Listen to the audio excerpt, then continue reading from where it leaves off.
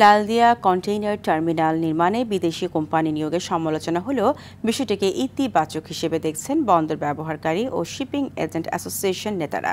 তাদের দাবি, বন্দরের শিপিং জায়ান্ট মার্কস গ্রুপের অন্তর্ভুক্তি দেশের অর্থনীতিতে নতুন দুয়ার উন্মোচন করবে। একই সাথে বন্দরে খালাসের জন্য পণ্য পড়ে থাকার দুর্নাম ঘুচবে বলে আশা তাদের। চট্টগ্রাম থেকে সাইফুল মাহমুদের পাঠানো তথ্যচিত্র আরও জানাচ্ছেন সুলাইমান কবির। দেশের মোট আমদানি রপ্তানির প্রায় 94% হয় চট্টগ্রাম বন্দর দিয়ে। তবে রপ্তানিমুখী শিল্পের ক্রমাগত চাপ ও প্রযুক্তিগত সীমাবদ্ধতায় চ্যালেঞ্জের মুখে পড়ে বন্দর পরিচালনা। সংকট সমাধানে দায়িত্ব গ্রহণের পরই কাজ শুরু করে অন্তর্বর্তী সরকার। তারই অংশ হিসেবে লালদিয়া চরে নতুন টার্মিনাল নির্মাণ করতে ডেনমার্ক ভিত্তিক এপিএম টার্মিনালসের সাথে সোমবার চুক্তি সই করে সরকার। চুক্তি সইয়ের পরেই বিষয়টি ঘিরে শুরু হয় নানা মহলে সমালোচনা। তবে বিষয়টিকে ইতিবাচক হিসেবে দেখছেন বন্দর ব্যবহারকারীরা।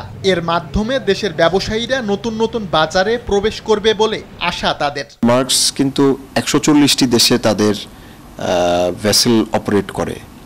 আমি মনে করি যে আমাদের এখন বাংলাদেশের জন্য রপ্তানিকারক হিসেবে আমাদের কিন্তু অনেক নতুন বাজারে আমরা যাচ্ছি। এটি আমাদের সাপ্লাই চেইন অ্যান্ড লজিস্টিক্সের এটি একটি গুরুত্বপূর্ণ ভূমিকা পালন করবে বলে আমি মনে করি। চুক্তিটি কেবল বন্দরের সক্ষমতা বৃদ্ধি নয়, বরং ব্যবসা বাণিজ্যকে গতিশীল করবে বলে মত শিপিং এজেন্ট অ্যাসোসিয়েশন নেতাদের। বন্দরের দীর্ঘমেয়াদী মাস্টার প্ল্যান অর্জনে চুক্তিটিকে গুরুত্বপূর্ণ ধাপ হিসেবেও দেখছেন তারা। মার্কস লাইনের মতো একটা প্রতিষ্ঠান যে দেশে বিনিয়োগ করতেছে সেই দেশের অবকাঠামোগত অর্থনৈতিক অবস্থা নিশ্চয়ই ভালো কিংবা ভালোর দিকে যাবে। সেই দিক থেকে চিন্তা করলে বাংলাদেশ অবশ্যই আমরা মার্কস লাইনের মতো একটা প্রতিষ্ঠান বাংলাদেশ বিনিয়োগ করতেছে সেটাকে আমরা অত্যন্ত ইতিবাচকভাবেই দেখতেছি। লালদিয়ার টার্মিনালটি চালু হলে চট্টগ্রাম বন্দরের কন্টেইনার হ্যান্ডলিং সক্ষমতা বাড়বে প্রায় 8 লাখ টিইউ।